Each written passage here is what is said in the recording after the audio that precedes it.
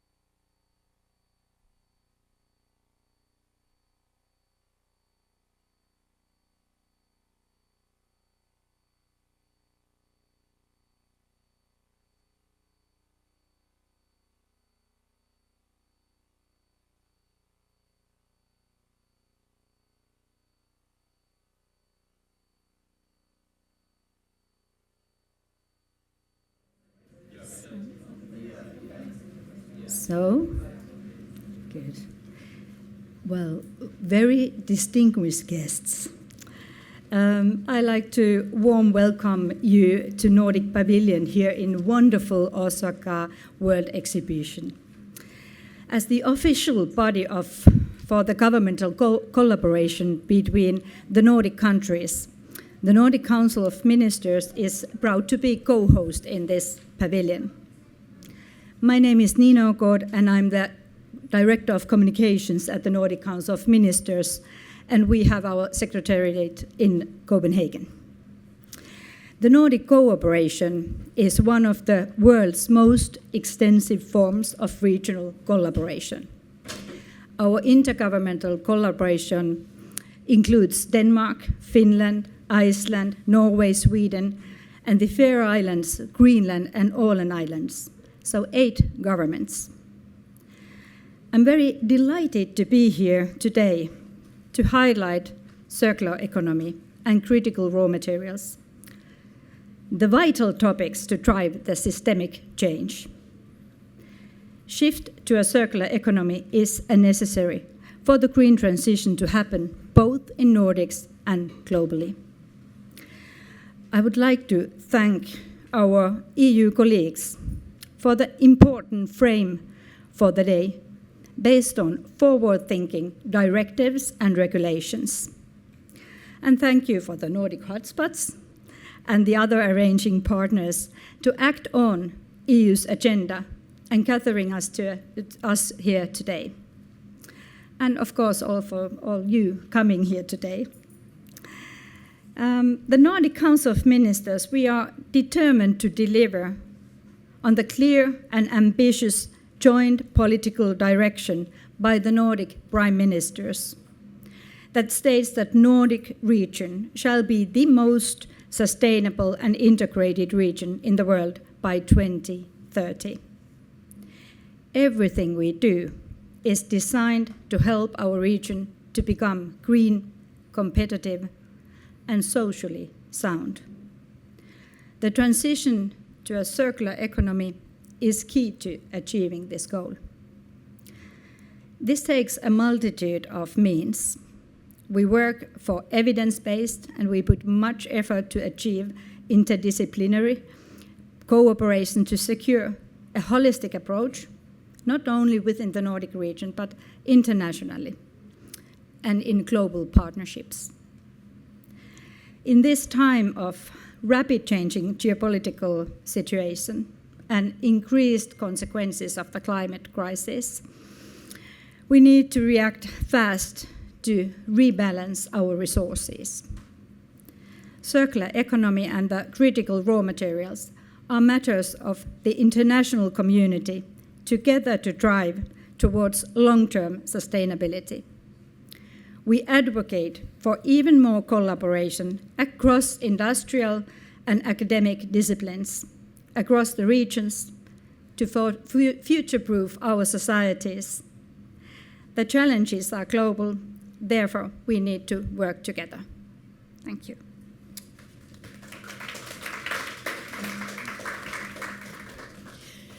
Thank you so much, Nina Ågård. I just want to say I'm very happy that we're gathered here today. Be mindful, since this is a session, we're going to talk about materials that the building we're in the Nordic circles, it is hosting about 10,000 people every day now, and it's quite voluminous around us. 250,000 people enter the EXPO every day now. And if you look at the materials, this is built in Japanese wood, the suki tree. And the plan for this building is to continue its life in as another housing in another constructions later on.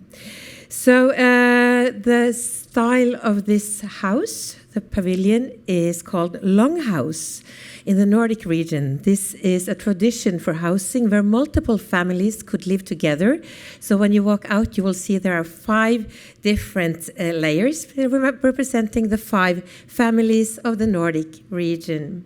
And the core values here is about the basic is trust and collaboration, reminding that when living in harsh Arctic surroundings in tough nature, having trust and collaborating is necessary to survive. So I think this is some kind of the key words for the session, where we're really going to dive into some of the core essentials in the circular economy.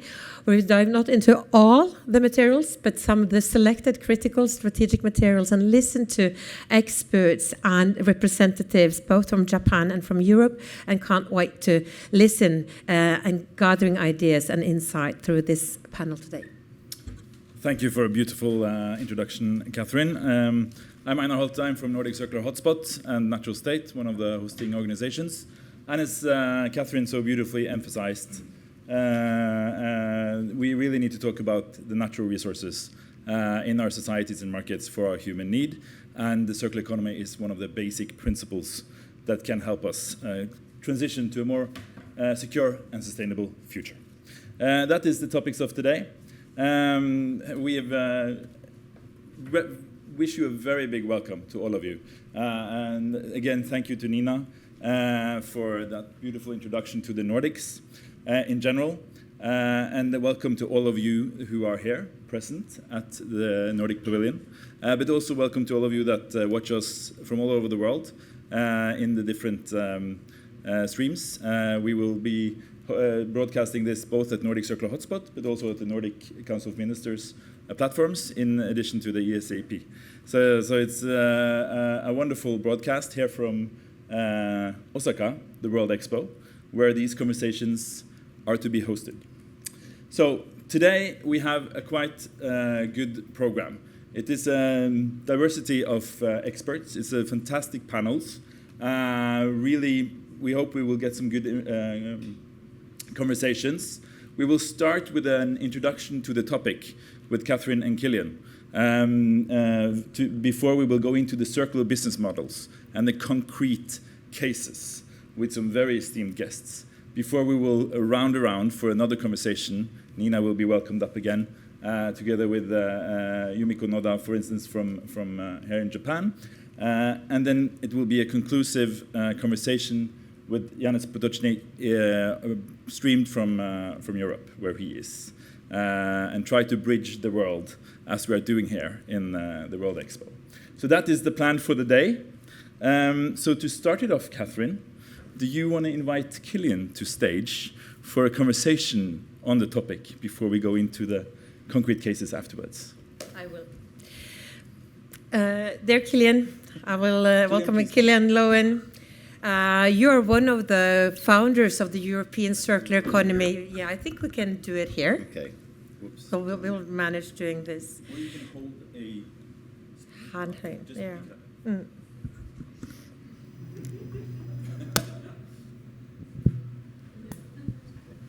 Thank you.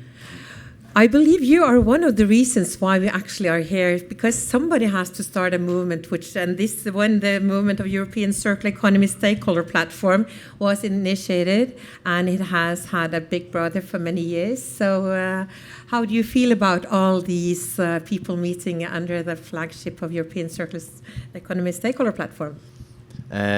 Well, I'm delighted, and thank you for having me here, first of all. And yeah, I was one of a whole team of people, of course. Nobody does anything on their own, especially in circular economy. But it's exciting for me when I first started going to Brussels, to Europe, as part of the European Economic and Social Committee, and in this particular group. And I saw the initiatives in 2015, 2014 on circular economy. It's great now to see, from that starting point, all these years, 10 years later, really, to see how much it's grown, the momentum, how much the family has grown, and the connections have grown. So it's really exciting to see how that has all developed, and to see each other. When was it? A few months ago in Brazil at the World Circular Economy Forum, and all of the different initiatives that are happening. It's a really exciting place to be. Myself, I am not a material expert, but I'm a material fan. This is my kitchen cloth. Anybody recognize this fantastic pattern? So diving into all the periodic elements. And also, I'm so happy also to see, when I was on the airplane here, I bought this airplane book. When material becomes this kind of literature, material world, and it's a bestseller. I think we're really changed. It has happened a lot the last years, and I know that policy has made the topic of resource management and resource leadership really among the crucial ones in Europe. Can you please give us a little backdrop of what is going on right now, Kilian? Yeah, sure. I'm trying to get the Madonna song out of my head now. We're living in a material world. Maybe we should make a comeback. It should be our theme tune. So I have to turn off the music to concentrate on the question that you asked me. So what's happening at the moment? Well, we know there's lots of different legislative proposals coming through on an EU level, in particular the Circular Economy Act that's coming ahead. But already from 2023 we had the Critical Raw Materials Act. And this was a recognition really that to achieve our climate goals and achieve our commitments under sustainable development, that we had to focus on managing materials and raw materials. And so there's some very specific targets within that act, including, if I can refer to my notes, including domestic extraction equal to 10% of annual consumption, and a target for a processing capacity of 40% of EU needs, recycling capacity for 25% of demand. And so there's these different numbers put in place to help create certainty, first of all, for businesses to be able to move in a direction. And of course, there's a whole load of detail underneath these headline figures in the act of where we measure these recycling rates, for example, a controversial topic that we've touched on in previous sessions, and how we achieve them. So at the moment, I would say the momentum is that we're a little bit behind where we want to be. But at the same time, in March of this year, over 40 projects were funded by the Commission to move more in this direction within the EU. And in June, there was a dozen more from outside of the EU. So there's a real recognition about supply chains and the importance of that this is this needs global cooperation for us to be able to solve the problem. I think so much of our conversations on circular economy run into that issue, or maybe it's a problem. I see it more as a challenge that we can't do circular economy in isolation, whether that's within an industry, within a business, within a supply chain, within a country or a region. So it forces us to be collaborative and to come together, but that's what we do very well, I think, within the circular platform. I think that brings us to the next leg, where we're really going to dive into some of the value chains that are exposed into these regulations. We know also Japan has had strong regulations promoting the circular economy, so we'll be listening out and see how this aligns together. What we do know is that Europe consumes 25% of global resources, but produces 3%. So this is not manageable one region alone. This really needs global collaboration. So here we do a switch on the stage and listen out what's going on in the industries, in the market out there right now. Great, thank you.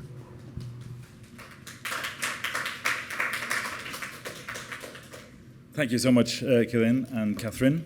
Beautiful overall introduction to the main topic. But how to get this concrete? It is a global issue. It is exactly global collaboration that is needed. Value chains, supply chains are global, as you very well emphasized. So we have the joy of inviting a representative panel of experts. We have with us two very strong industry companies, Toyota and Panasonic. We also have the youth perspective and also the network and initiative perspective from Holland Circular Hotspot. So I'll just want to introduce each one of you, and when I start reading your introduction, you can come up and you can find a seat here in the chairs, and I hope we will have a very good conversations on the topic. So first up, I would like to welcome Agatha Meissner, the co-founder and advisor on Generate Climate Europe. If you can come to the stage, there you were. Please sit here on my side. An activist and an environmentalist driven by empowering young people to become change makers in the communities. So you represent our future, I guess. You've been working as a representation in the EU decision-making processes, multi-stakeholder collaboration, as well as EU advocacy, and campaigning on climate and environmental issues. You write and talk about youth empowerment, participatory democracy, system change, circular economy, and climate change. So that's a good description of you. And then next on my list, I would like to welcome from Toyota, Takahiro Iwaya-san. Please sit next to Agate. As a project manager for sustainability at Toyota, where he leads effort to integrate circular bioeconomic principles into the automotive sector. He focuses on sustainability materials, resource efficiency, and innovation across the vehicle life cycle, from design through recycling. AOVA contributes to Toyota's goal of carbon neutrality and environmental stewardship, helping drive business models that are both competitive and ecologically responsible. So welcome to the stage. Really much looking forward to hear what you have to say. The next is Panasonic. Dan Sweeney, please. Dan Sweeney works in Panasonic Global Procurement Division, and procurement is of course important, specifically in the copper cathode section within the Procurement Center for Raw Materials and Mechanical Components. In this role, you lead efforts of integrating sustainability into the procurement of copper cathodes, focusing on sourcing practices, the emphasizing recycled content, supply chain transparency, environmental responsibility, and cost effectiveness. Sweezy contributes to a Panasonic broader strategy for building circular supply chains for the future. Very good. And then fourth, I would like to welcome my friend from our sister organization in Holland, Holland Circular Hotspot, Freek van Eyck. Please enter the stage, find your chair. So I'll do your introduction as well, so everybody who sees and meets you gets the context of who you are. CEO, Holland Circular Hotspot, a private-public platform that facilitates the transition to a circular economy at international level by bringing together government authorities, knowledge institutions, and especially businesses. He also is vice chair of Circular Bio-Based Delta, an alliance of Dutch provinces, business and knowledge centers pioneering sustainable circular and bio-based economy. He's a senior Dutch expert in the field of waste management, and he serves as a managing director of Acceleration, and is also one of the partners of EU Circular Day. So welcome to the stage. I think we should have an applause for the panel.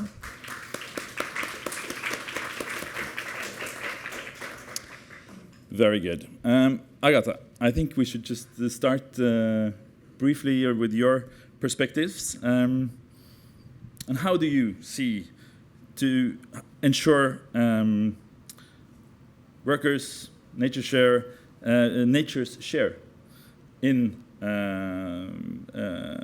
the value creation of businesses and entrepreneurs from your perspective? What is your core topics to bring to the agenda for this topic? Thank you, and really wonderful to be here. I'm very glad that we're having this conversation. I think it's an incredibly important topic. So, I mean, you mentioned communities and nature, and I think there's something to be talked about there when it comes to extraction and processing, and particularly, I think this is really crucial, but we also need to realize that they come with serious environmental and social costs. And this is particularly when it comes to communities and workers in producing regions. So you might know that mining produces more industrial waste than any other sector. And it also has been linked to all kinds of different toxic impacts on both humans and on ecosystems. And when it comes to communities in particular, we have seen there are a number of activists and communities that are fighting for their rights at the grassroots level. But unfortunately, this is actually the deadliest industries when it comes to those who are opposing it. So if you look at the numbers of environmental defenders, the ones who are trying to oppose the mining industry are actually the ones who end up being killed more than any other defenders across all the different industries. So I think we have to be very mindful of the fact that when we talk about cobalt or lithium or aluminum or copper, they have all been associated with very high environmental and social risks. And I think this is a very important conversation to have when we talk about materials, when we talk about circular economy, that there is a very strong social justice component in here that we cannot forget. So when it comes to the protection of communities, a lot of the discussion very much focuses on what we call the free, prior, and informed consent. So making sure that there is a consent mechanism there from the communities in the ground. But in practice, what often happens is that this is very much insufficient. And it actually doesn't give communities enough of a say in proposed projects. So there has been a strong movement to push for going further than that and making sure that communities actually have a right to say no. So making sure that we give them and empower them with an opportunity to reject certain proposals. I think this is a very important conversation to be had around who actually decides around the projects that we want to invest in, and what right do we have when it comes to decisions, particularly when we talk about ecosystems, but also when we talk about human ecosystems. And I think there's also a consideration here around, I mean, you mentioned nature. Very often what happens is that we end up with all kinds of different protected areas that still see a lot of extraction, that become zones for extraction.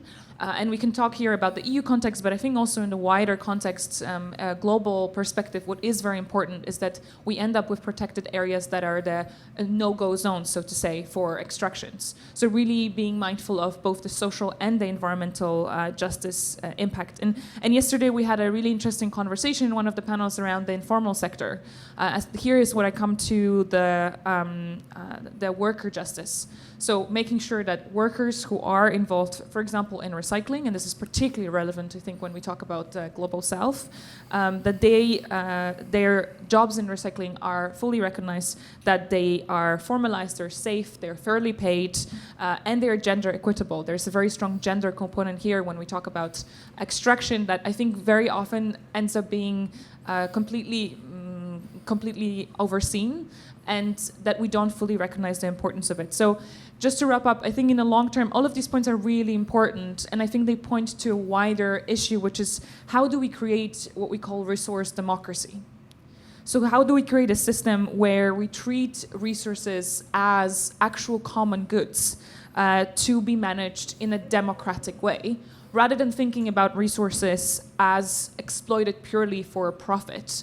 And this is what we see a lot in a lot of industry conversations, but also in a lot of the common practices. So I think whilst all of these protections are really essential, I think asking how to share the benefits and assuming that extraction will always grow is really important. So I think we'll have a bit more time to talk about the deeper question on how do we actually reduce demand, because I think this is very fundamental. But in the meantime, placing social and environmental justice at the heart of the conversation on materials is really, really crucial.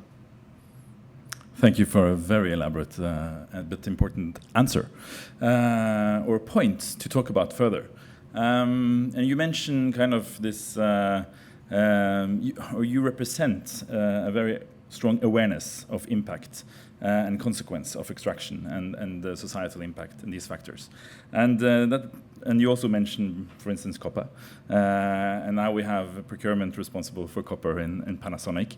And also to hear from you how you bring in this the consequences of awareness in both consumers and in demand, and also how you facilitated yourself with the angle of both transparency on kind of virgin materials, but also how you can work with implementing circular principles and into urban minings or reuse. So how does this concretely work for you guys in Panasonic?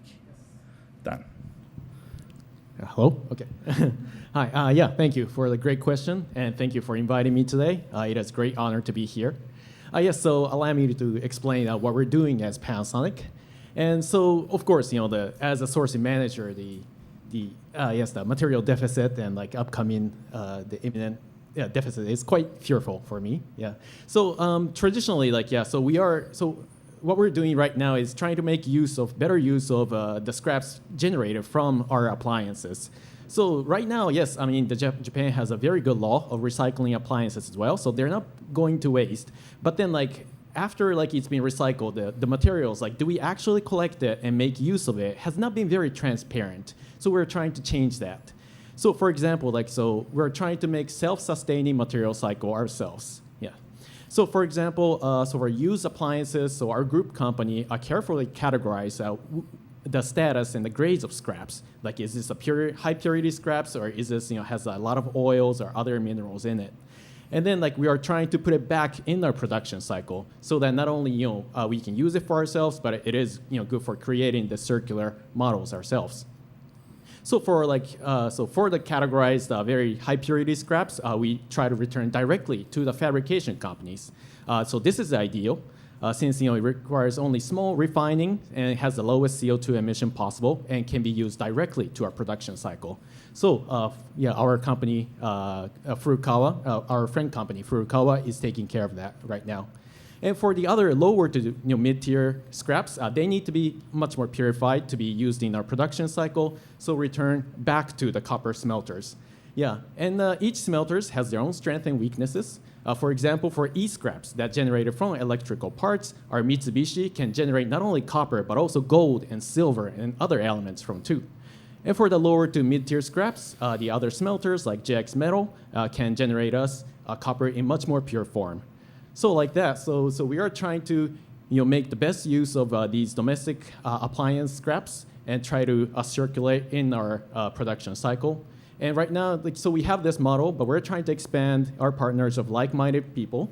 Yeah, so not only just Panasonic, but also as the Japanese industry as a whole, we can better prepare ourselves for upcoming material deficit. That's very interesting. So how do you collaborate with competitors in this value chain approach? And also, how big percentage do you manage to bring into recycled, and how do you work with that? Yes, so the percentage is still quite small. We have reached 15%, so it's still far from what's necessary. Yeah, but we are still getting there.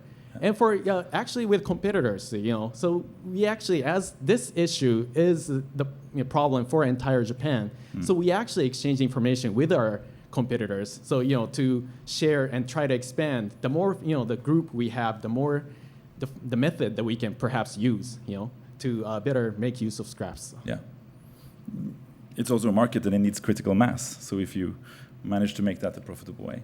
Exactly. Very quickly on just procurement with the transparency and how do you work with that, and also how do you see the consumer, the awareness in the market, act or be informed or ask for sustainability propositions within this topic?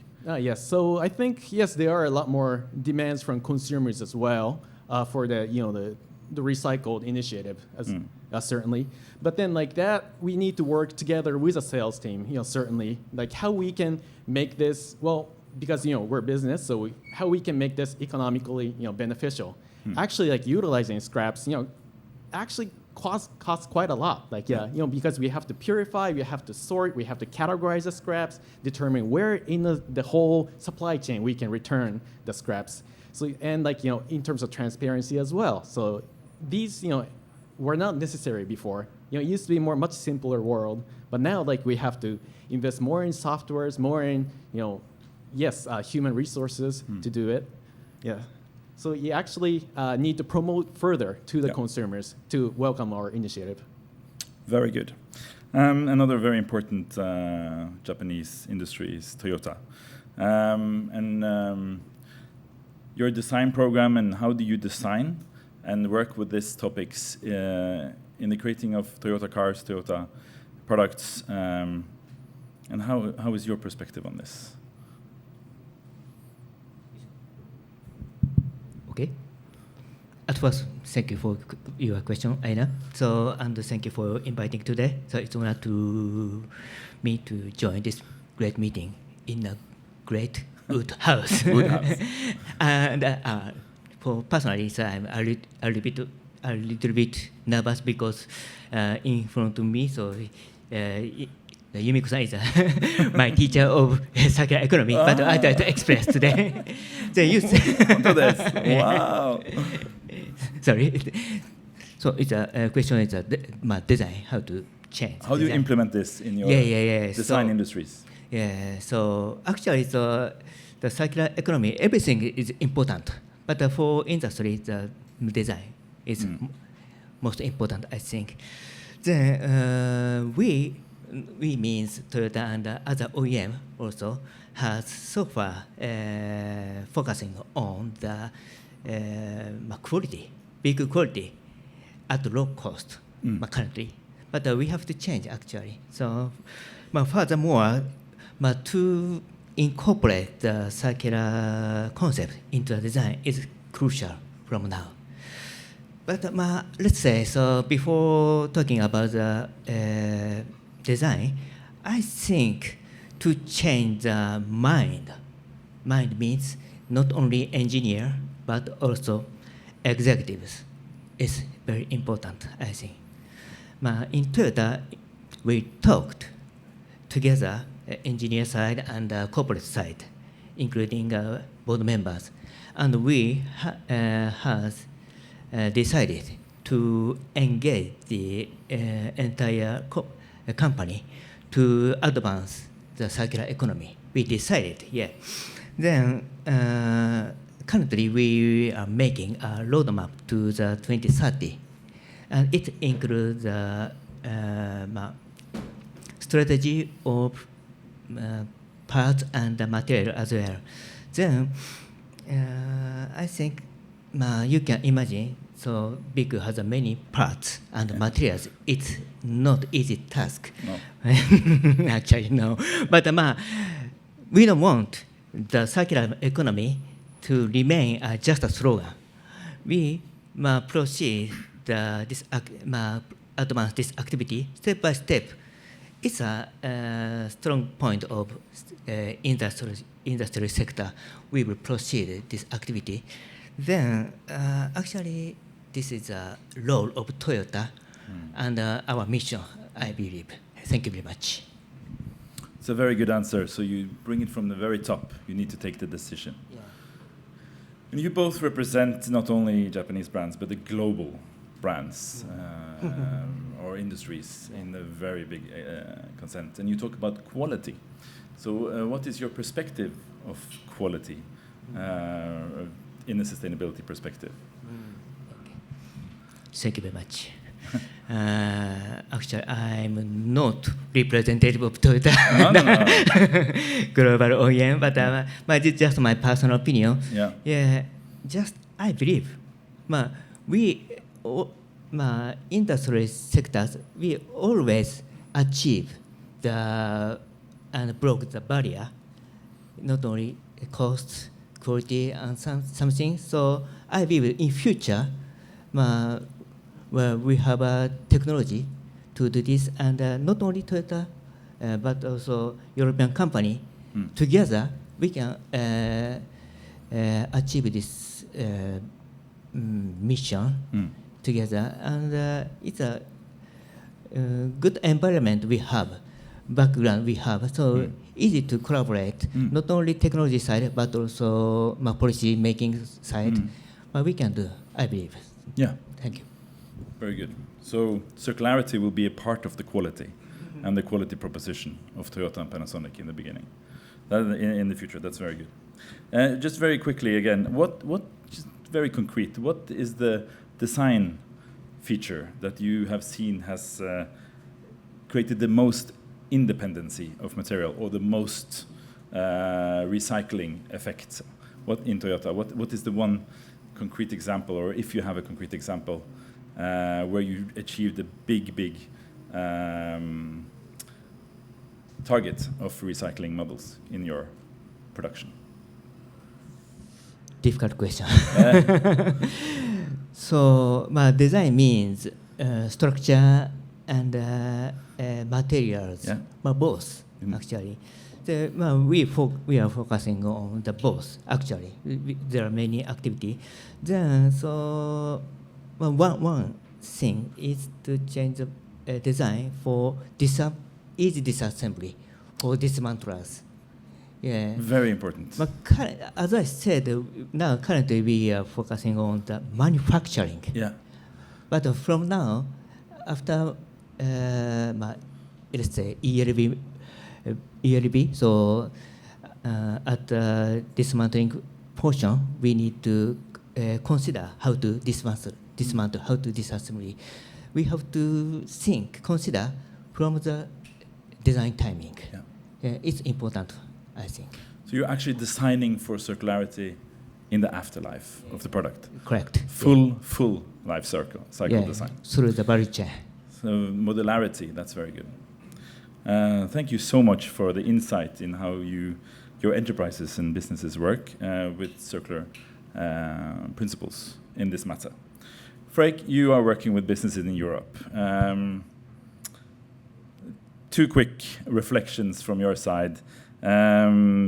First of all, from the European perspective, which proven practices do you see is most efficient in or is most successful in the transitional processes in Europe? And number two, what do you see from the European perspective, what we can learn from the Japanese market culture? So can you give some reflections on that? The last one is a new one, but I have some time to think about it. That's why I gave it to you after. No, we need to keep it a bit invited alive. for such a hot topic. Thank you. We all know that Europe, like Japan, is very dependent on critical raw materials. And what you typically see as the first response is, what do we do if we're dependent? Mining in Europe, on land or on sea. Highly sensitive as a topic, and takes at least 10 years to set something up. Diversifying suppliers, so not only China, but also Chile, Australia, Canada, South Africa. Third one is stockpiling for hard times. Some companies have 2 months, some have 1 to 2 years, depending on how critical it is for their business. But they don't communicate much about it. But of course, our story, circular economy, is the no-regret scenario. Keep in the loop what you have and use it as long as possible. Use less resources, circular bio-based inputs, keep them in the loop and close the loop for resources. So what can you do? Use less. You remember this time they have these funny round discs with music on it? We dematerialize. We use digital means to dematerialize. First, design is key. In the design phase, you can probably phase out 80% of the environmental impact. Think design for dismantling, design for remanufacturing, design for recycling, all good things. A nice example that we like is Fairphone. They not only they do sustainable sourcing, but they also have replaceable modules. Cameras, battery, screens. That means your phone will get a much longer life. How is Europe adapting to the design phase? The Eco-Design for Sustainable Products Regulation, ESPR, which is adopted in 2024. And it's basically our flagship. So that means eco-design requirements, so durability, repairability, energy and material efficiency, recyclability, and it introduces a digital passport. And the right to repair regulation is a clear incentive to make sure that short lifespans are avoided. Another thing which helps in general is producer responsibility, extended producer responsibility. Polluter pays, and for instance in the Netherlands it's not only about collection and recycling, but also about design changes. Other business model, products as a service. If you keep the ownership of a product, you tend to think longer about... Can you lift the... If you keep the ownership, you tend to think better about the total lifetime of a product and if it has an afterlife or not. In the Netherlands, very Dutch, you have the swap fiets, for instance. Mitsubishi Europe has an elevator as a service, pay by use. And of course, we all know Signify with Lightning as a service. Refurbishment and remanufacturing, very cool in capital equipment, for instance. If your capital is in materials, think a milking robot, a medical scanner, it makes so much sense to use these materials as long as possible. Well, let's have a very typical Dutch example, a milking robot. They're made for between, on practice, 10 to 15 years of lifespan. If you remanufacture them, you get an additional 8 to 10 years. That makes sense, the same amount of materials.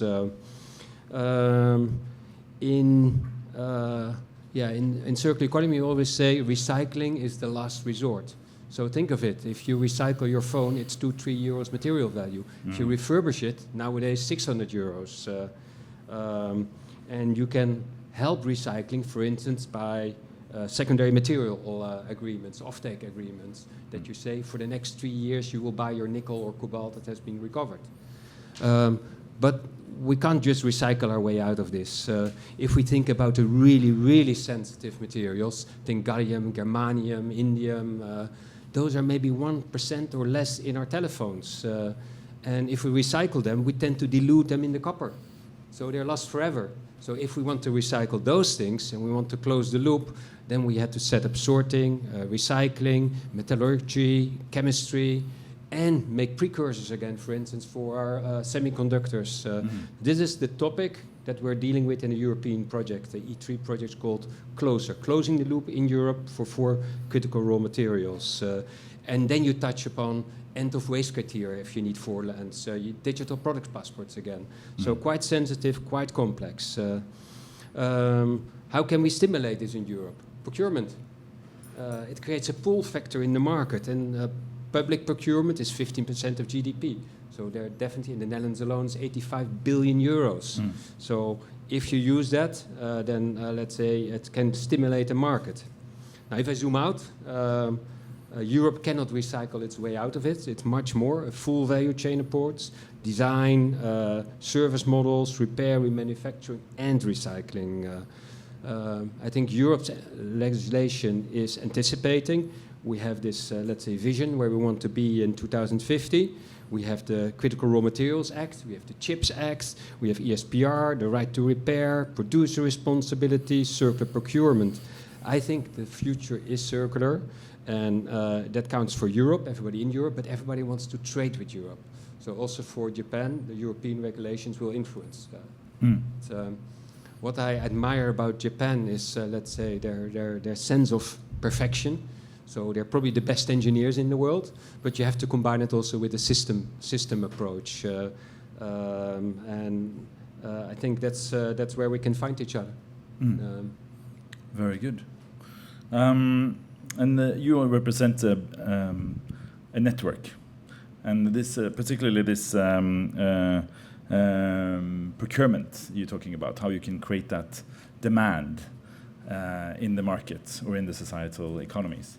So how do you work now in Europe with creating a scalable demand reduction of the critical raw materials and collaboration? In general, if everybody does his own thing, you don't get critical mass. So you have to go beyond an individual approach and use more collaborative approach. So clusters and procurement coalitions that can definitely help. If I start with hubs, it can be regional, it can be sector-based, industry-based. They are orchestrators.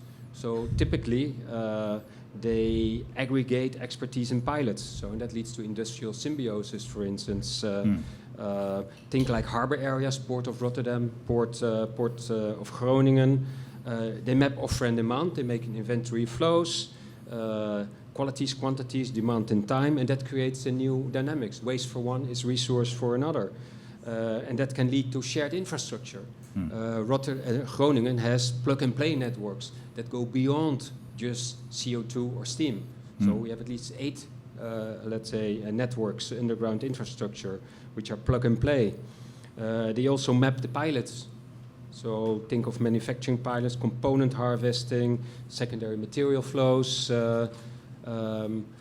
But if you go this way, let's say when you work on pilots, you soon see that everybody has the same kind of challenges.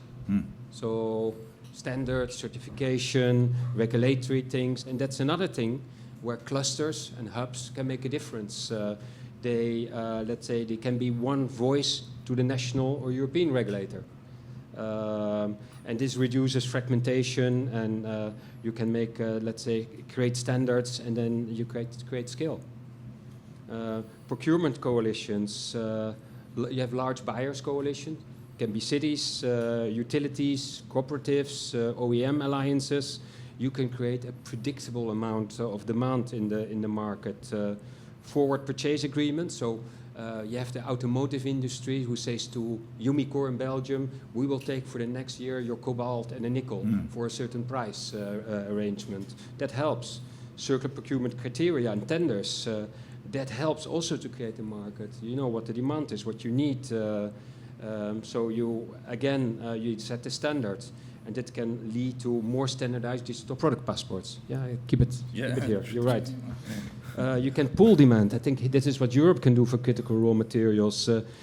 Industry alone cannot do it. Germany alone cannot do it. France alone cannot do it. But if you, as Europe, you would say we need indium phosphate or we need gallium, that's probably, let's say, already more interesting. And in general, I think by committing long-term to secondary sources, coalitions can provide price stability, what industry needs. So, let me a long answer, but hubs are very important to create scale and set the standard. And by procuring together, you can create mass. So on one side, you look on the front side of the market, and the other side, you look at, let's say, the back side of the market, and then you link the two. Very good. A very good answer as well. And you also refer to the regulatory context of the market. So in that aspect, Agatha, since you also have kind of a double role, you represent youth and activism, but you also have engagement with EU policy. From the European perspective and your perspective, concrete policies and business models that kind of are put into effect now. What is the most efficient or most oriented to get CRM reduction, demand reduction from your side? How do you see that from your perspective? So I think something that we have to realize that's extremely important is that the most circular and cleanest raw material is the one that we don't actually extract.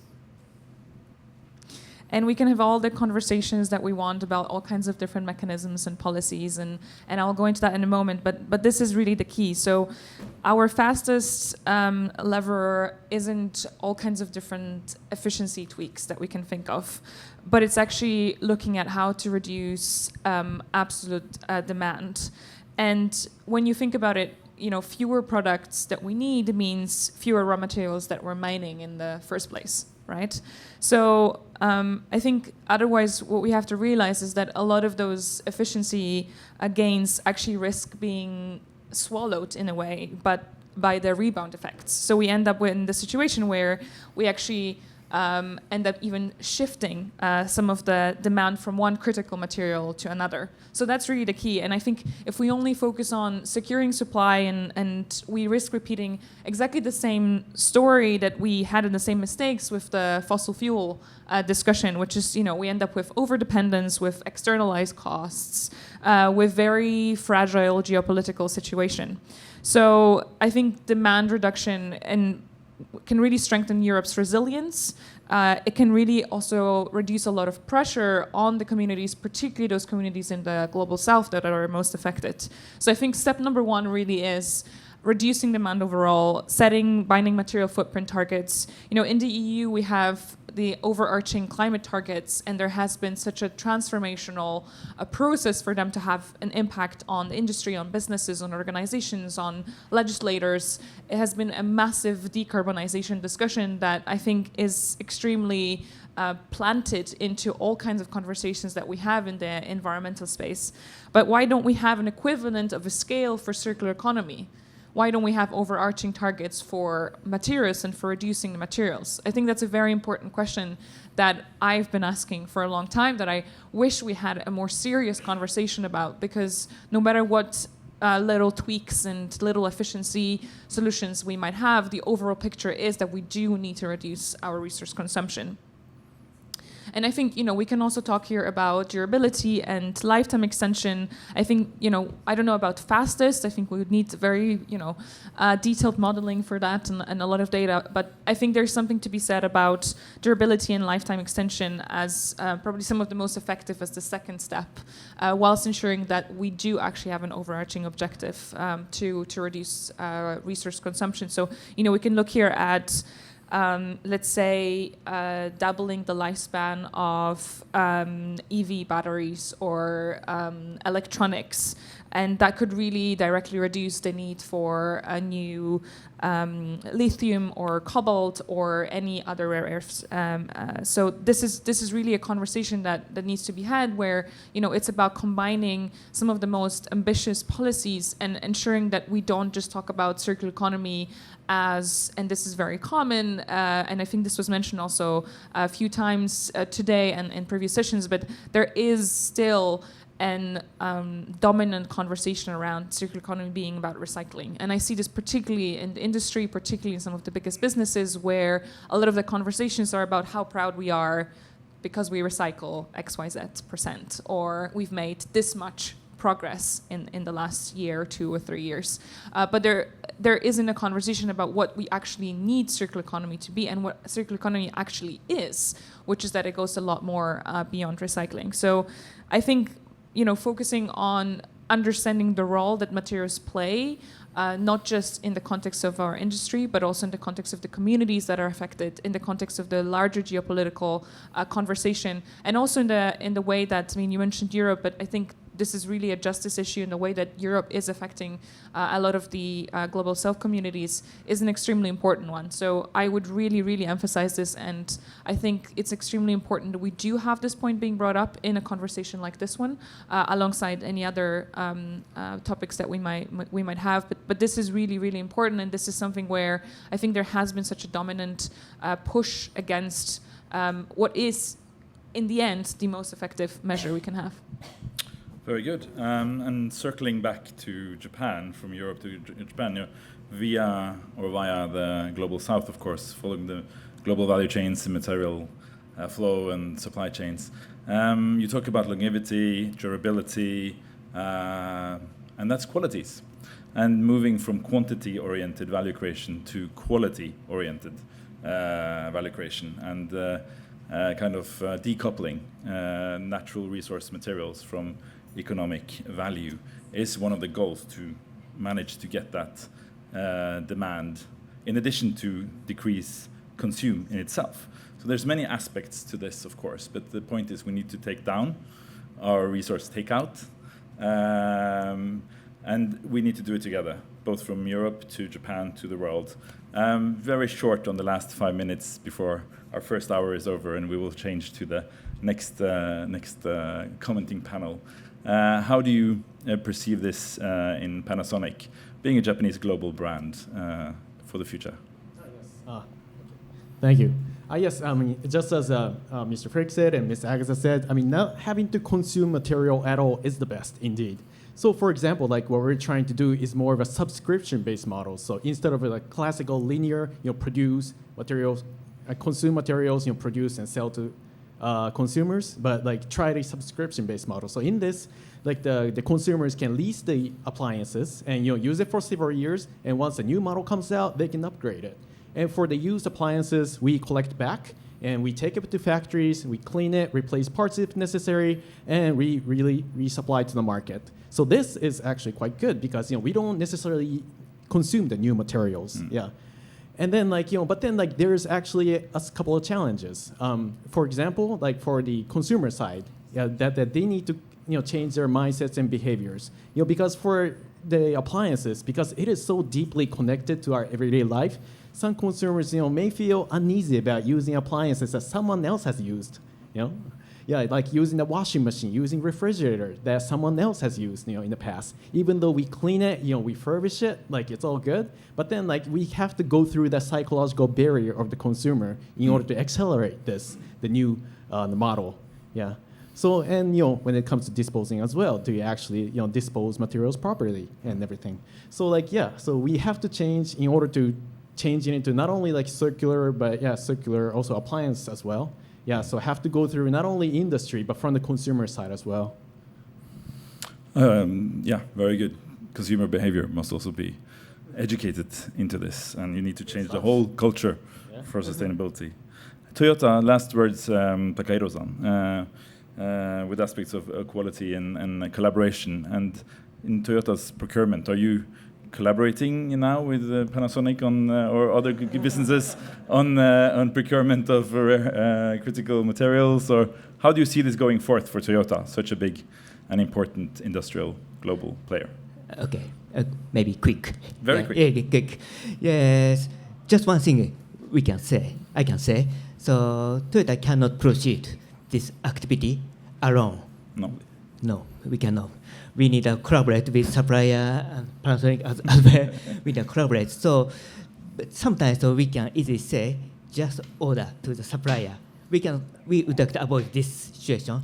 We need to talk and discuss and find a solution together. This, I think, is the best way for the circular economy. Okay, thank you very much. Thank you so much.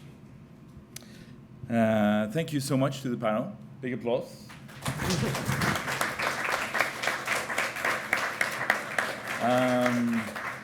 And then we need to change out the chairs.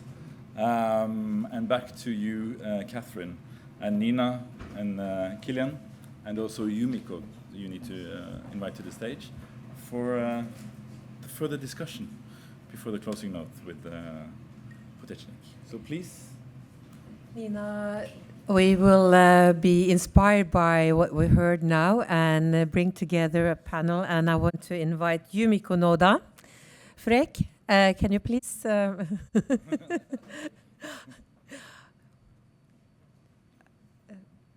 And we wish you very best luck in your next panel, Frek. I know you're busy, so it's so long. See you later. Yes. Thank you, Takahiro. Thank you as well. Very well. And Kilian Lowen, I invite you back to the here, and also Nina Ågård. Ja, jeg skal det.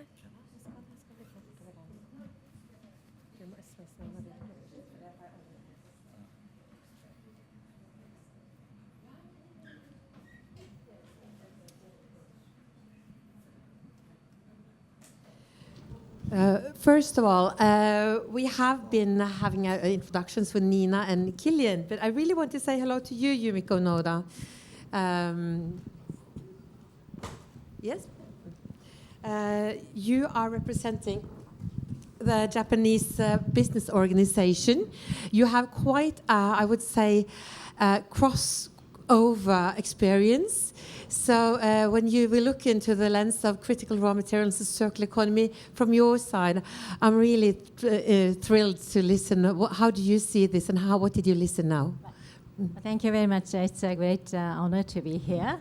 As you mentioned, I have several hats. The first hat is working for Veolia Japan. I'm leading Veolia Japan as a whole, so I'm basically a recycler in the circular economy front. The second, I'm a vice chair of Keidanren, which is a Japanese industry association, which has 1,500 big Japanese corporations like Toyota, Panasonic, and so forth.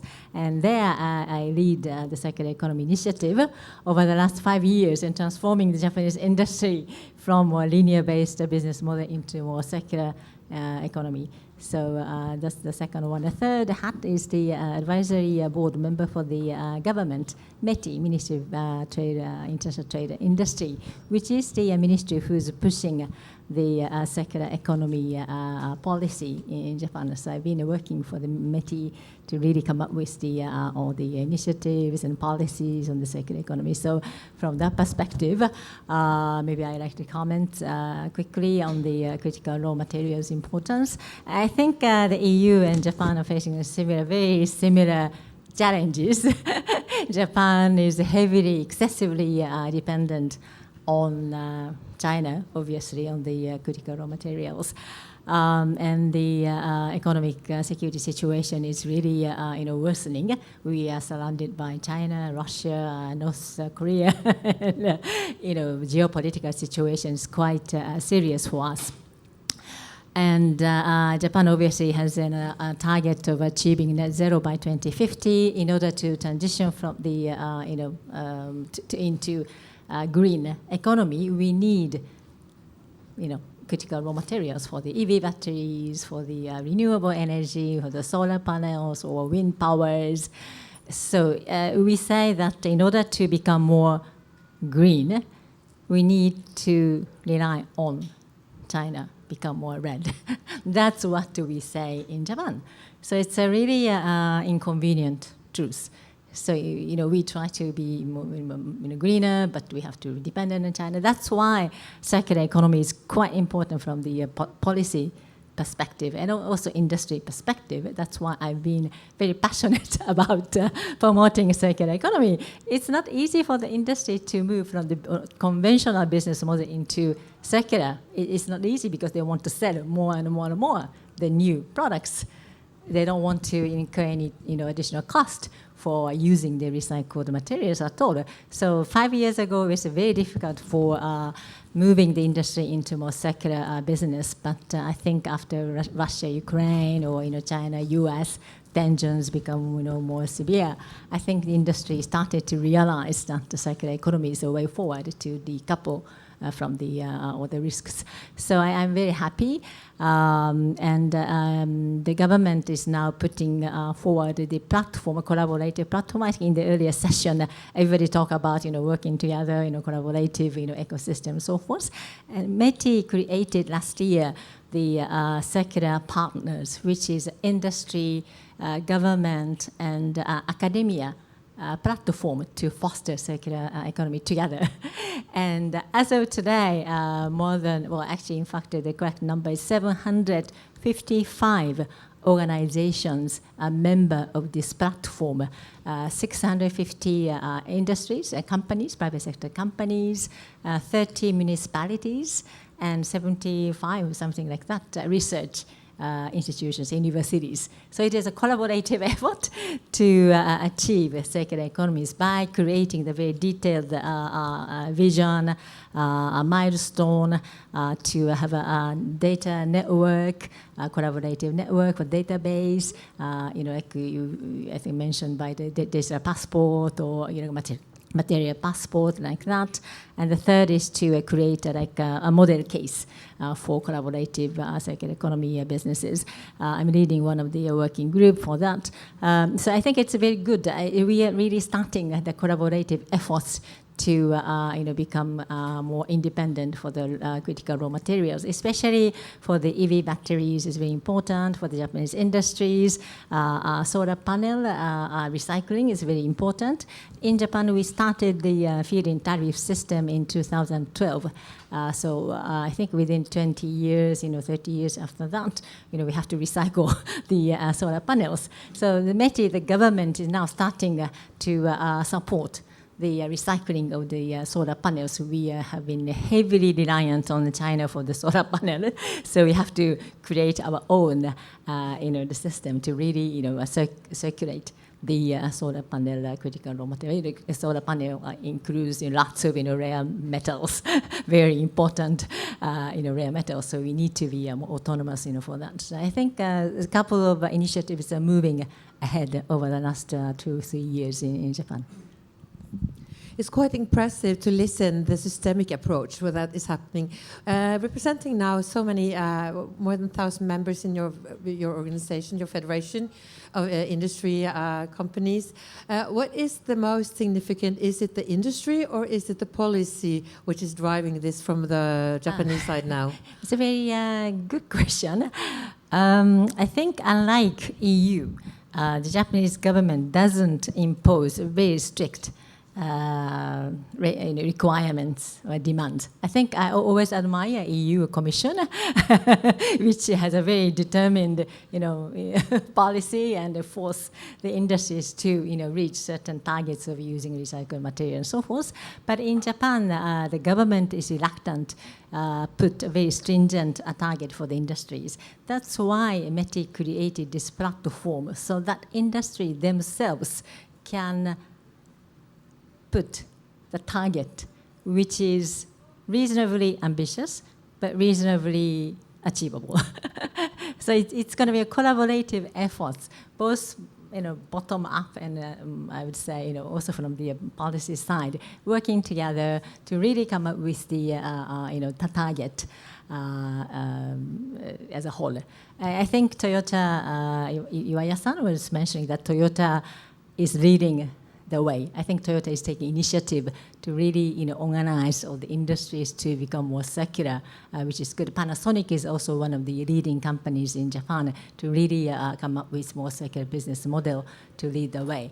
So I think Japan is a bit unique. It's more collaborative effort, more bottom-up approach. Although METI is really pushing, indirectly to, create the platform, provide the legislative framework to really support the recycling and the circular initiative. We hear this amazing effort to reduce the dependency on critical raw materials in Japan. When you listen this out, Nina Ågård, how do you see the Nordic region, which is also gathering resources and aiming pretty ambitious for being the most integrated and sustainable region in the world by 2030? So these ambitions are well aligned with the European policies. How do you see the roadmap ahead when you listen to European and Japanese industries and policymakers? Well, I think, first of all, I love your enthusiasm. And then, secondly, I kind of also know the same. The feeling is the same, that there is a challenges. About the being ambitious, I think that we need to be that. I mean, it might be that we don't reach the goals, but at least we try, and we try harder because we have ambitious goals. At the Nordics at the moment, and now what we are doing, if I've been very concrete in the collaboration and the governments, what we are working on, alongside with the circularity, we have new challenges that we need to address. And instead of seeing these new challenges as something obstacles, they are like possibilities to implementing the circularity. And now I'm referring to preparedness that we need to address in other ways than we have had to do before. And this means that we need to have a focus on the very basic supply chain. And when we talk about, and I think someone mentioned the supply chains and security, supply security. And for us, it's also opportunity to think about the consuming in a new ways, and in that sense, use the challenge of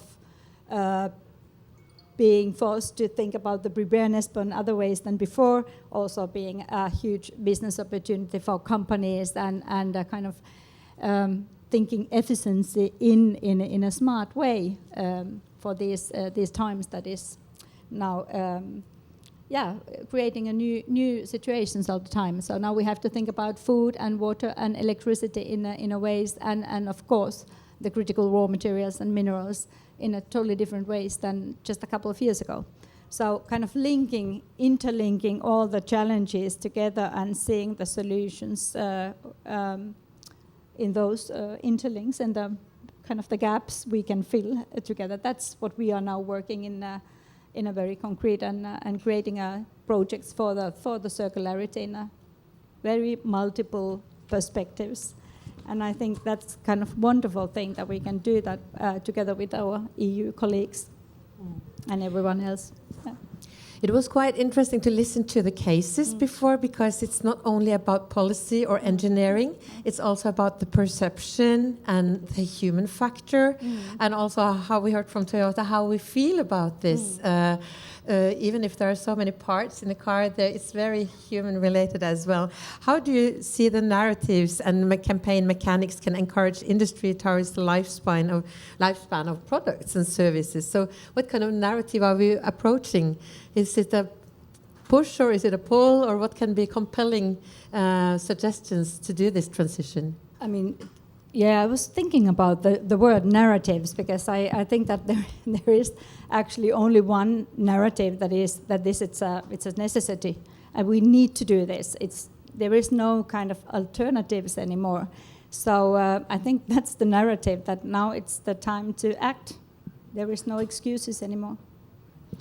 We heard also from your side, Yumiko, how you actually address the geopolitical situation. It also always feels very vulnerable to talk about it, because what used to emerge as maybe a circular economy as a movement for nature, climate, environment, also new businesses we heard, now really taps into maybe a new era where we see the availability and dependency on raw materials is also harshening, and it's moving to another kind of the industrial and debates. How do you approach this from your side, being so dependent on not your own raw materials, but still on imports?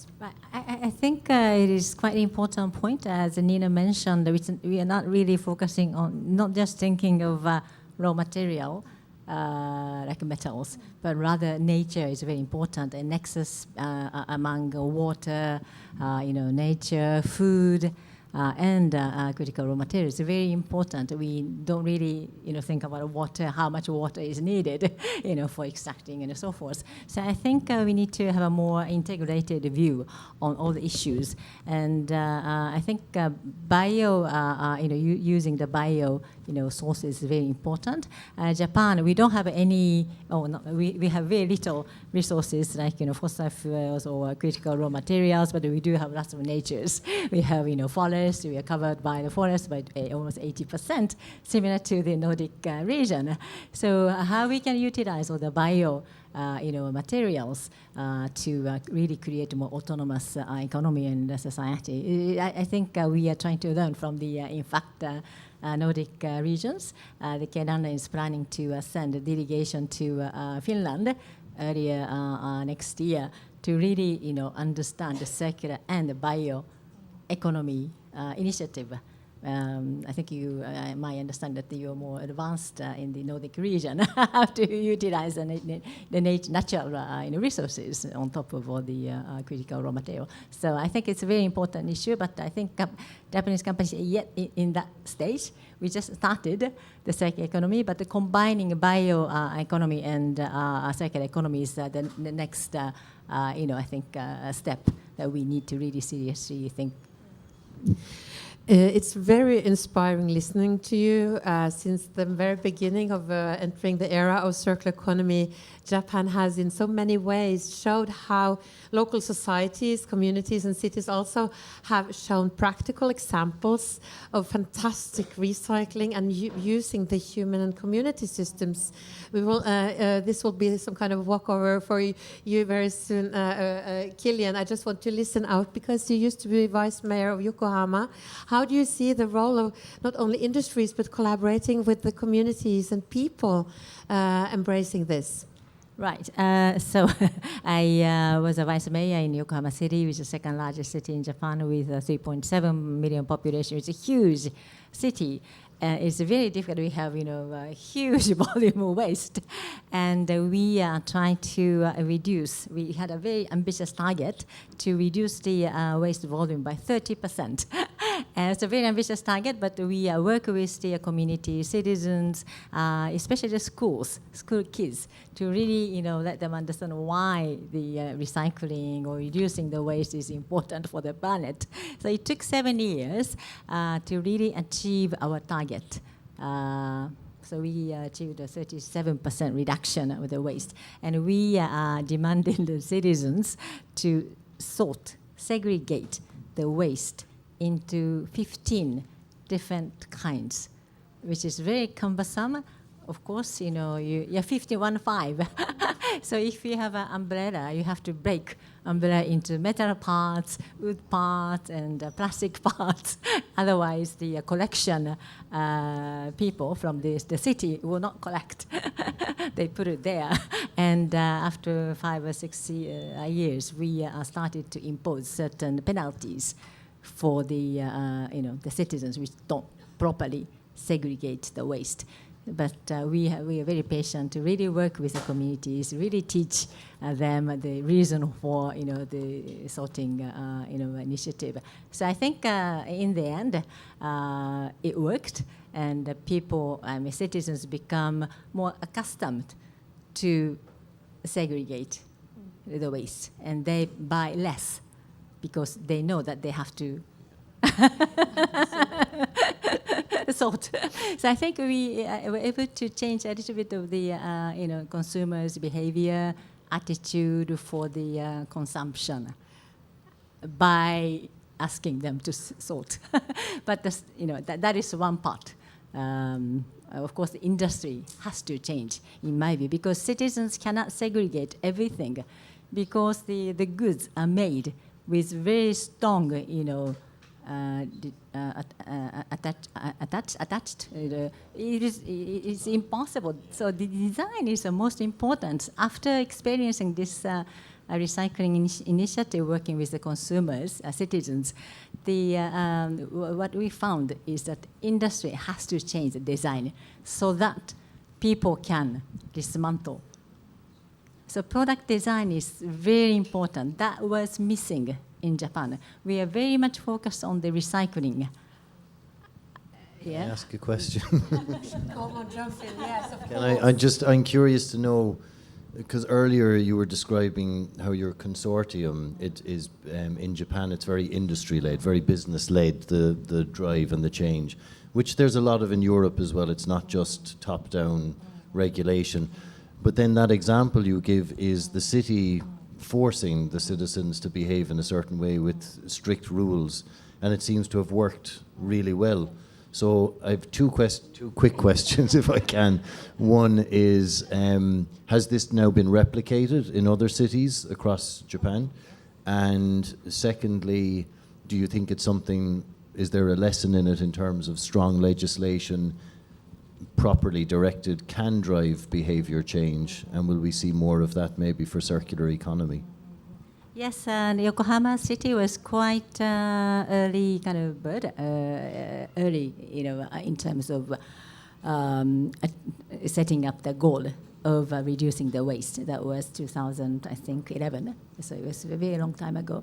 And other cities are trying to, become similar, and they also mandated the citizens to segregate. One of the small cities in the western part of Japan, they have a 45 different sorting system. I don't know, it's too much for the citizens. But they achieved 81% of recycling rates because of that very stringent requirement. It doesn't work in Europe. I was speaking with various people in Europe. That never is possible. Japanese people are very diligent, and they are very, I think, obey the requirement by the citizens. So I think regulation plays a very important role.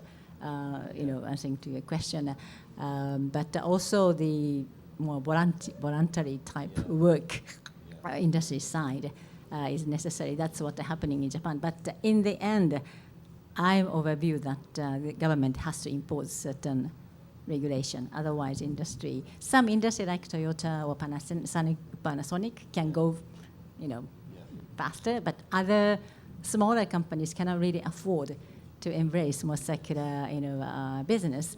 So I think unless we impose, reasonable kind of legislation requirement, then the whole industry may not move forward. So I'm more aligned with a bit of legislative direction. Yeah, I just wanted to echo that in the Nordics we have a lot of focus on regulations and guidelines, and I think that's the way to go, because then it's also awareness of how the future will look like if we don't do anything, but also like the future business opportunities and helping the companies keep in competitive edge when they do more than they are needed, and the regulations are drivers for push them even further. We heard Yumiko really highlight the importance of design, not only on the recycling, so in the beginning of life, not in the end of life. How do you look at the Nordic industry's ability to transition when we know that traditional mining is 13% of the Nordic GDP? And how do you see the entry point for this region, listening to the advice of Yumiko, where we can start designing for circular economy? So for sure we need to go and look at the the mining industry and focus on the kind of the second loop and not the virgin materials anymore. So we need to change our thinking and the total system that we have, even more than we have done now. I think that having this kind of understanding, and you mentioned the community thinking and thinking across and taking people in, inviting the industry and then the communities and then the research at the same table. This is what we do all the time. So I think this is the way, and we can see that we can change kind of the thinking around and understanding that, okay, we can still have our industries and we are absolutely going to need the critical raw materials even more than before, but the way to get them and how to recycle in the closed loops especially. So this is the way to do it, and that we focus on recycling, we focus on the circular principles, and then we take the different parts of the community around the table, because I think I get to mention also the human costs of the industry. So for us, it's very important that when we talk about the transition, that it is also just a democratic transition, and that everyone is heard. So even though it's the long way and it's a hard way, this is the only way. So for us. I have a friend who says he's been working with politics for many years, and he says, and when he was convinced about the circular economy, he said, actually, circular economy can solve almost 80% of all the societal challenges we're dealing with. So it's quite triggering to listen to you. I want to quote Agatha. She was really calling for resource democracy. So we're actually changing some of the terms, how we talk about the materials and also the belonging to materials. So this is also why you have been advocacy for youth engagement within your European Commission work, but also in Ireland we see that how we define circular economy has quite a social, not quite a social touch, but it's very integrated with social, keeping humans in resource in the loop, not only materials. Can you please elaborate a little bit how you see this, Killian? Yeah, well, it's really inspiring hearing this morning's discussion, first of all, that change is possible and it can come from all different directions. There's different motivations. We had a conversation on the walk over here. Does it matter the motivation? Whether if a company thinks, well, it's going to be more profitable if I move to a circular model, because I don't think it's always an expense, particularly if you combine it with the regulation being very clear. This is a message of this is the direction we're going in, and now if you align your business model to this, you're guaranteed to be more competitive and more profitable, and therefore it's not, the risk is reduced of taking these chances. But if that's if that's an executive's motivation for moving to a circular model, does that matter? I mean, my motivation, I got involved with circularity from a climate and biodiversity side of things, going, this is a better way to manage our resources so that we have less of an impact. And at the moment, and I'm always changing my mind on things, at the moment I think it doesn't matter what the motivation is. That there's benefits, for the benefits for this are economic, they're environmental, and there's societal benefits as well. And we certainly haven't leaned into them enough with our story about circular economy. Certainly within the EU, it's been very technical, it's been very business focused, and that's okay. That's where we needed the change to start happening. But I think the next chapter of the story has to bring in that social element. I know tomorrow we have a session also talking about bioeconomy and the bioeconomy conversation, which is part of the circular economy, is and you talk about exploiting the tree resource, forestry resource that you have. At least within the EU, there's more of a focus on the social element for bioeconomy, so maybe that will bring it into the conversation.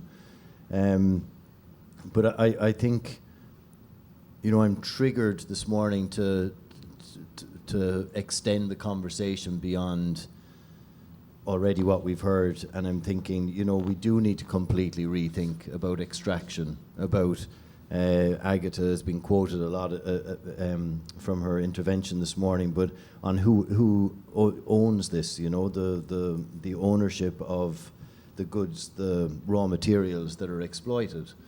And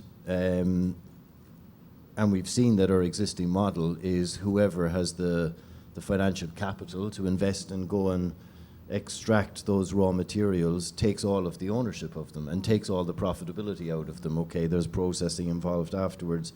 But rethinking that relationship is a revolutionary way to look at how we structure things.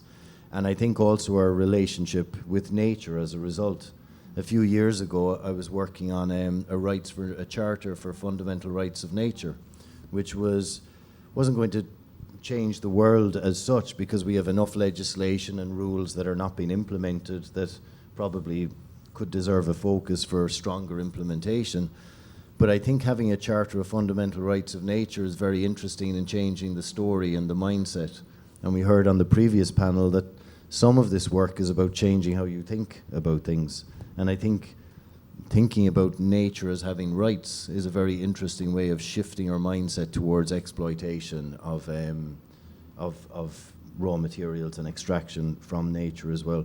And the other final point to make, because I'm sure I've been talking too long, is about profitability. And so all of the executives and companies that we've heard from who are doing great work and are forerunners, their goal is still to increase profitability every year. And maybe there's another conversation to be had there. What is enough?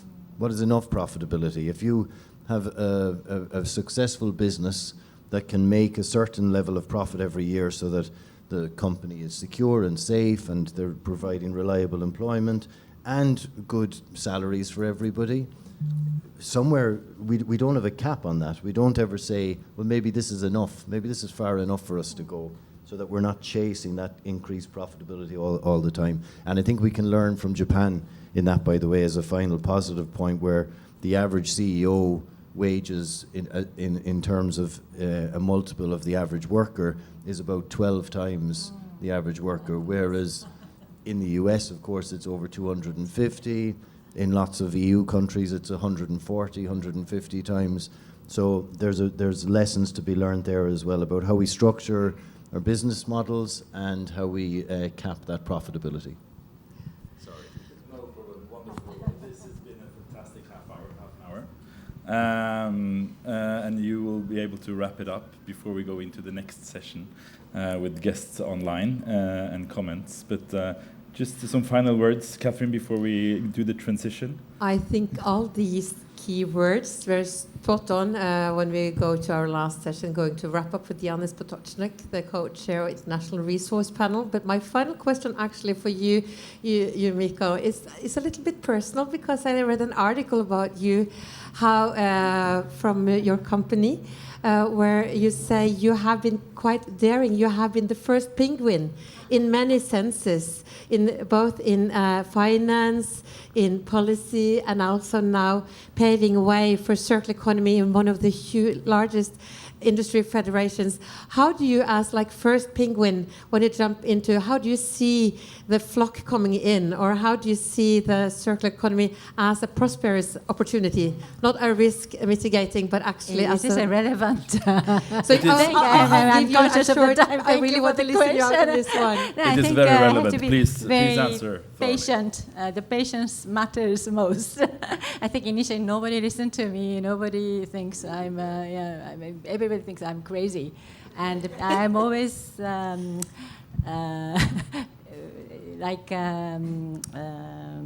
coming from another planet. So alien, I'm always alien. But after patience, maybe 1 out of 100 people will agree. They share the same vision. As we discussed, for the future, societal, needs, environmental. So someone appears, and then, that's a great idea, so let's work together. And then gradually, the number of the people who are willing to collaborate, increases. So K-Online is a big, organization. It was very hard to really move, but some people start to realize, it's important to move more circularity. So I would say patience is important. Truly inspiring. Listening to Japan, Ireland, Europe, Nordic, and now wrapping up, keeping these words at mind. I think when we start talking about nature rights, material economics, this and how we actually need to rethink economics and material productivity, this really needs quite lots of knowledge sharing. This cannot only be policies. This has to become innovation and collaboration. So, you've been listening to these inspiring voices. What's your key Absolutely. takeaway? On the transition to next phase, I would really also like to emphasize the depth of your conversation was fantastic. And I really bring with me what we can learn from Japan in not only designing for circularity, but also educating for circularity, taking it in the early stages. And the longevity and the long-term perspective that you bring in when you start in children's school already and getting this into a culture aspect. And I will reveal a small secret. I've been working in Japan since 2011, and I have 10 companies here.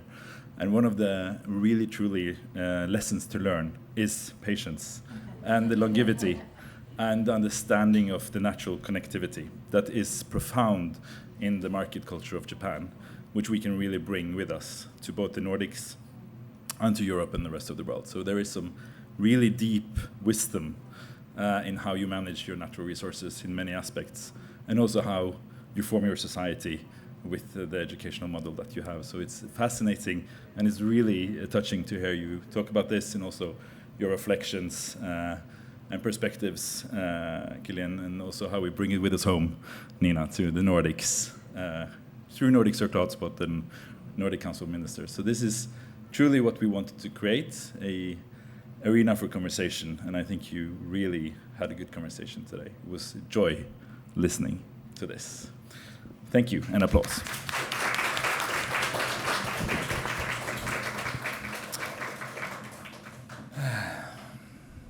So on behalf of the Nordic Circular Hotspot and Natural State and Nordic Council of Ministers, we are very happy to have these conversations. This is a global event. It's a global arena. The World EXPO in Osaka is really where this conversations is to be held. And to emphasize the connectivity, we have broadcasted this event to the world through several arenas. And we also have invited in guests that is in, I guess he's in Europe now, Janis Potočnik. And if he's ready online, give me the thumbs up. Very good. There he is. Then Catherine, hello and welcome. So then you please. Thank you. Good morning, Janis. How is? It's really lovely to have you part of this WISE panel session today about materials. What are your key takeaways? Did you listen to our panel now? What you see? How do you see what we've been talking about? Good morning, Catherine, and thank you for the invitation. Indeed, a very good debate. Let me try to explain the currently prevailing approach and challenges linked to critical raw materials. And for the beginning, listening to the debate, I would start with two clarifications. Materials are, according to IRP definition, everything we extract from the earth. Biomass, metals, non-metallic minerals, and fossil fuels. In CRM case, we mainly talk about metals and minerals part. But the challenge we see in IRP is managing all the above mentioned, plus water and land, in a more sustainable way. So decoupling of well-being and economic growth from resource use and environmental impacts. Circular economy is an instrument helping us to deliver that decoupling in practice, as well as part of a bigger picture of economic, societal, if you want, cultural transformation needed to deliver SDGs and other international commitments. It is the oldest concept on the planet Earth. All nature is based on principles of circularity. Nothing is lost. Everything has its purpose. And we humans, as part of nature, should abide by the same principles inspired by nature, and unfortunately what seems logical in theory isn't so clear in practice. Now to energy transition. There we are moving from a fossil-based economy to metals and mineral-based economy. While this is, of course, limiting overall mining needs due to broadly, in a perspective, giving up fossil fuel mining, which is welcomed, it is opening new challenges related to increased metals and minerals needs. We should avoid that this would lead to new challenging economic, environmental, social problems. UN Secretary has established, as you know, a critical energy transition minerals panel, and it's important to remember that that panel was set based on environmental concerns to enable energy transition needed to help tackle environmental, in particular climate challenge related. Current critical raw material policies are more economically driven. You have talked a lot about them today. And all of those are, by the way, important. But among the resource-related measures which would limit future critical raw material needs, main attention still goes to recycling. Recycling could be, of course, an important part of the solution, but only in the case when demand is stable. In the case of critical raw materials, which gained attention exactly because of increasing needs, recycling could hardly be the answer. So if we would, for example, recycle all the batteries in use of today, but we would need 10 times more of them in a decade or so, with recycling, we could not seriously contribute to the future needs. Saying that, we should not lower attention linked to the importance of recycling, but rather search for other, more currently appropriate solutions. So, like many of your colleagues mentioned today, we should focus on all circularity options. But in the first place, optimizing delivery of human needs in energy and material-intensive systems, like mobility through reduced need for travel by working from home, balanced urban design, communal and active transport or housing, through better utilization of buildings, space-efficient, balanced neighborhoods, and so on. In short, using all available circularity options. How would that help? It would address one of the core problems of the current approach, which is exploring the future energy and critical raw material needs without seriously questioning the baseline of the current use of materials and energy. And currently, we overuse them, use them in a wasteful, unjust, and unsustainable way. Extrapolating this system in the future will neither solve sustainability-related problems nor provide an easy solution for energy transition. So lowering the baseline through all available circularity options, decoupling, would limit future needs, make transition to renewable energy easier, and also create a space for countries not yet meeting their essential human needs to expand the use of energy and materials while respecting sustainability requirements and planetary boundaries. To conclude, IRP has already provided several important contributions to that end, from mineral resource governance in the 21st century, where we are proposing sustainable development license to operate, to enabling energy transition. The co-chairs think piece suggesting 3 solution pillars for effective transition of material management, and recent financing for responsible supply of energy transition minerals for sustainable development, and tackling governance and financing for sustainability questions. Please take them in your hands and read them, because they could help. Thank you very much, Janis Potočnik. It is always, you put elements together at place, and we tap into quite structural pain points where we need to understand how we return to the oldest concept of Earth, which is, as you're quoting you, as is the circular economy. So we are starting to wrap up this day now. It has been inspiring to just listen how it works in industries and among engaged movers and shakers, both in Europe and both in Japan. We know that we need to collaborate along on the markets in the value chains. And this is the second day of World EXPO in Osaka. quite huge delegations being here with a very compact program where we tap into a variety of topics on circular economy. And this session on critical raw materials is maybe one of the core that we need to deal with both in markets and policy-wise and in market standards to be able to perform the rapid transition.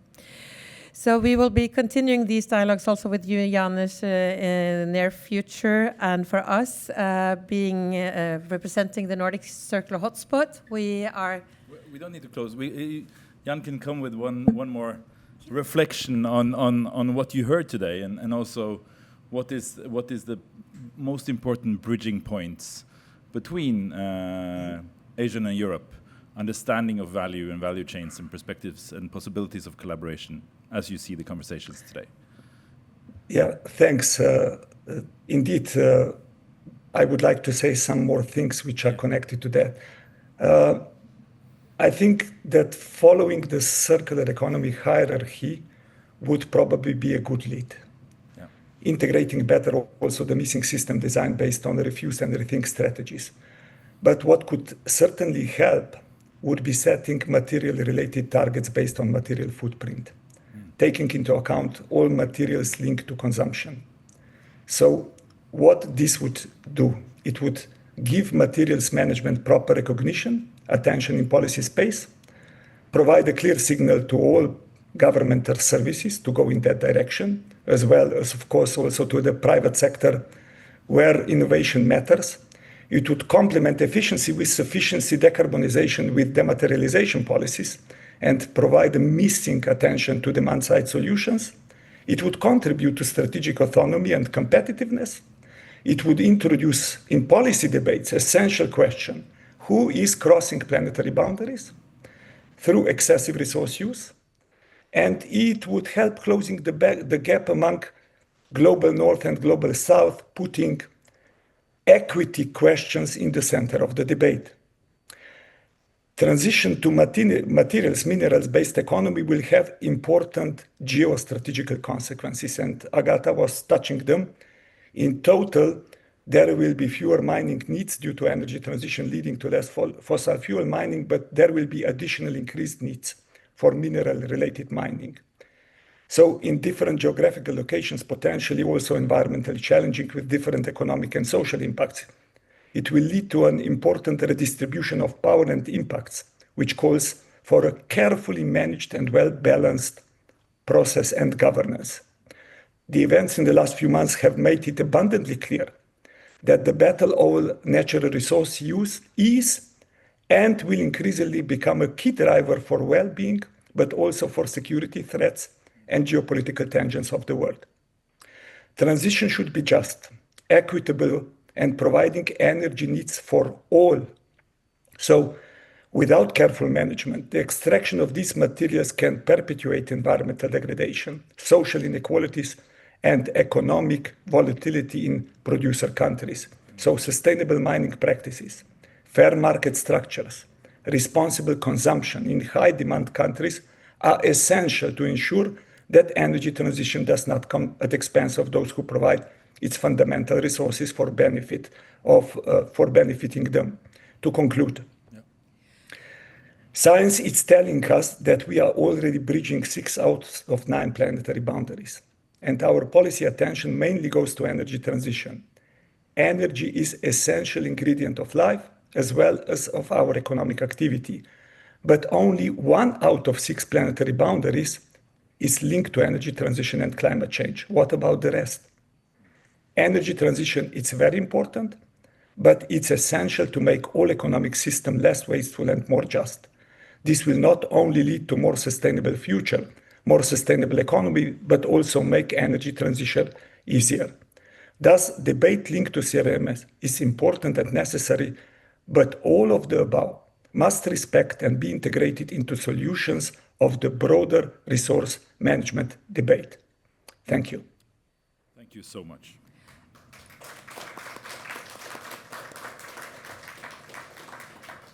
I have one last question for you, because you were also part of an initiative that was launched this year. When we tap into the conflicting interests and battle of natural resources and materials, it was also IRP was supporting an initiative of International Material Agency. How do you see this is really tapping into what we're talking about now, and what is this agenda ahead on IMA? Indeed, Catherine, you're right. All that and more, it's which I was mentioning before.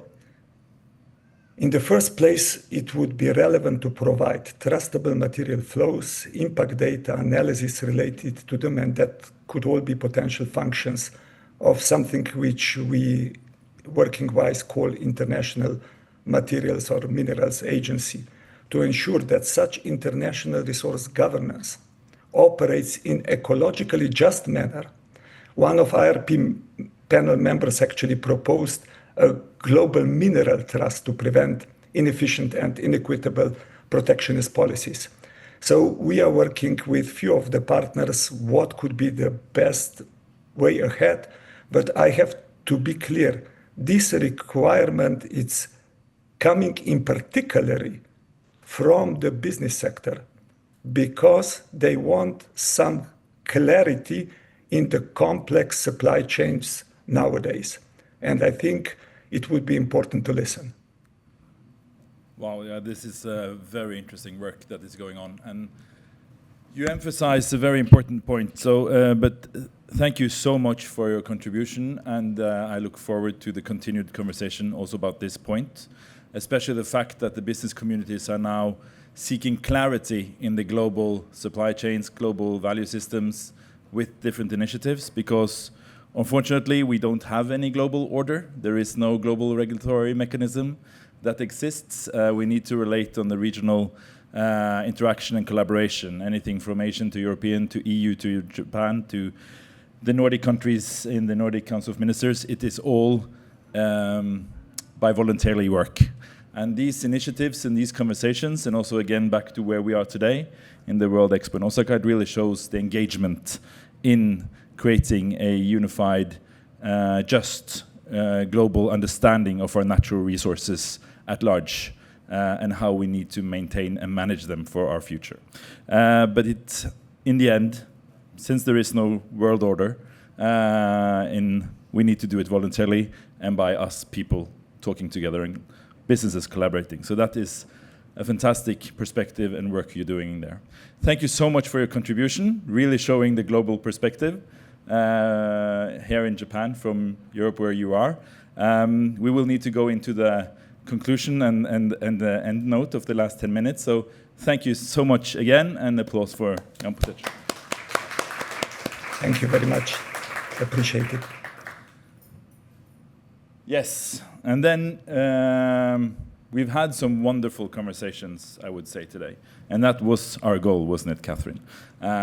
With our collaborative partners and engaged speakers. It's really about talking together and setting the tone. And we want to invite you to 2 events. We want to invite you back here at the 1930 to continue the conversation here at Nordic Night in the Nordic Pavilion, because these conversations are also held outside of the stages. And then we want to invite you to our yearly summit. For 5 years, we've been hosting the Nordic Circular Summit. We've been moving it from Nordic capital to Nordic capital, Oslo, Copenhagen, Stockholm, Reykjavik, and last year in Helsinki. But just announced, this year is going to be in Nuuk, the first of the 3 autonomous regions in Greenland, where also material discussions and global geopolitics is important understandings. And not at least, the power of the periphery, how the rural, nature-rich regions needs to be included into the understanding of our dynamics. Next year we will be in Tucson, in Faroe Islands, and then at Åland, in the island in next to between Finland and Sweden. So that's our 3-year journey next time. We need to bring those parts of the world into the conversation. So join in either online or join us physically. It's a very limited space there, of course, but it is possible for physical attendance as well. there we will continue the conversation, and we're inviting you all to that. For those present here, come back here for the Nordic night. And I think I just want to really thank both Nordic Circular Hotspot at large and also Nordic Innovation for supporting us for all these years, Nordic Council of Ministers. And this was what we had to share from the stage here in Osaka. And thank you to all the audience and speakers. And let's continue the conversation.